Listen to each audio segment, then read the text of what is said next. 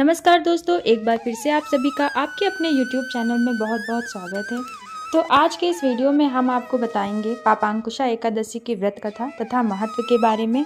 Video में आगे बढ़ने से पहले अगर अभी तक आपने हमारे चैनल को सब्सक्राइब नहीं किया है तो सब्सक्राइब कर लीजिए और बेल आइकन ज़रूर प्रेस कर लीजिए ताकि सभी वीडियो आप तक सबसे पहले पहुँचें। तो आइए शुरू करते हैं। पापांकुशा एकादशी तिथि पर भगवान विष्णु के पद्मनाभ स्वरूप की पूजा की जाती है।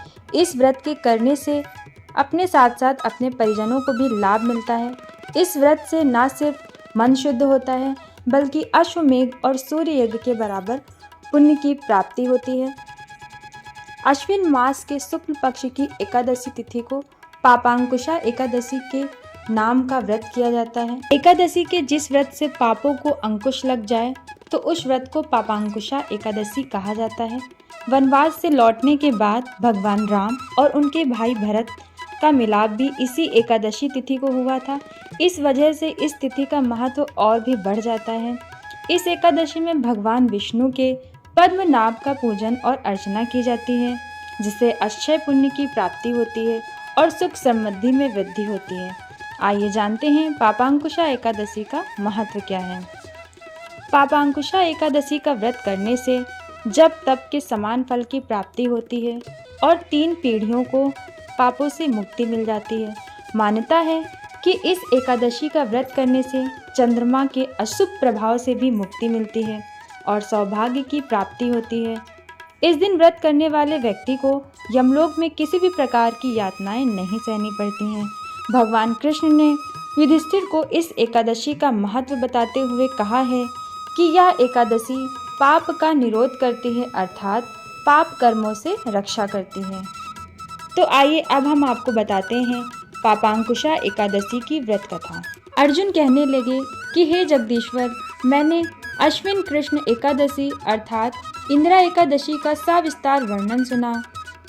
अब आप कृपा कर मुझे अश्विन माह के शुक्ल पक्ष की एकादशी के विषय में बतलाइए।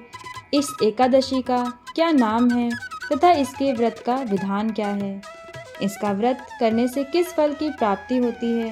कृपया यह सब विधान पूर्वक कहिए। भगवान श्री कृष्ण ने कहा, हे कुंती नंदन, अश्विन माह की शुक्ल पक्ष की एकादशी का नाम पापांकुशा एकादशी है। इसका व्रत करने से सभी पाप नष्ट हो जाते हैं तथा व्रत करने वाला अक्षय पुण्य का भागी होता है। अश्विन शुक्ल एकादशी के दिन इच्छित फल की प्राप्ति के लिए भगवान विष्णु का पूजन करना चाहिए। इस पूजन के द्वारा मनुष्य को स्वर्ग लोक की प्राप्ति होती है। हे अर्जुन, जो मनुष्य कठिन तपस्याओं के द्वारा फल की प्राप्ति करते हैं, वह फल इस एकादशी के दिन क्षीर सागर में शेष नाग पर शयन करने वाले भगवान विष्णु को नमस्कार कर देने से मिल जाता है और मनुष्य को यम के दुख नहीं भोगने पड़ते।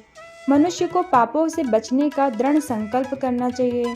भगवान विष्णु का ध्यान स्मरण करने किसी भी स्वरूप में सुखदायक और पापनाशक है, परंतु पापांकुशा एकादशी के दिन प्रभु का स्मरण कीर्तन सभी क्लेशों व पापों का शमन कर देते। तो फ्रेंड्स, अब हम आपको बताते हैं पापांकुशा एकादशी की प्रचलित कथा।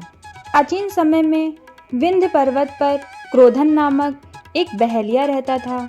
वह बड़ा क्रूर था। उसका सारा जीवन हिंसा, लूटपाट, मद्यपान और गलत संगति पाप कर्मों में बीता। जब उसका अंतिम समय आया तब यमराज के दूत बहेलिया को लेने आए और यमदूत ने बहेलिये से कहा कि कल तुम्हारे जीवन का अंतिम दिन है, हम तुम्हें कल लेने आएंगे। यह बात सुनकर बहेलिया बहुत भयभीत हो गया और महर्षि अंगिरा के आश्रम में पहुंचा और महर्षि अंगिरा के चरणों पर गिरकर प्रार्थना करने लगा, हे ऋषिवर, मैंने जीवन भर पाप कर्म किए हैं। कृपा कर मुझे कोई ऐसा उपाय बताएं जिससे मेरे सारे पाप मिट जाएं और मोक्ष की प्राप्ति हो जाए। उसके निवेदन पर महर्षि अंगिरा ने उसे अश्विन शुक्ल की पापांकुशा एकादशी का विधि पूर्वक व्रत करने को कहा। महर्षि अंगिरा के कहने के अनुसार उस बहेलिये ने यह व्रत किया और किए गए सारे पापों से छुटकारा पा लिया और इस व्रत पूजन के बल से भगवान की कृपा से वह विष्णु लोक को हो गया। जब यमराज के यमदूत ने इस चमत्कार को देखा तो वह बहेलिए को बिना लिए ही यमलोक वापस आ गए। तो फ्रेंड्स, आज के इस वीडियो में हमने आपको बताया पापांकुशा एकादशी के व्रत की महिमा। तो अगर आपको ये हमारा वीडियो पसंद आया हो तो हमारे चैनल को सब्सक्राइब करें, वीडियो को लाइक करें, शेयर करें और कमेंट करके हमें ज़रूर बताएं। फिर मिलेंगे अगली वीडियो के साथ, तब तक के लिए बाय बाय।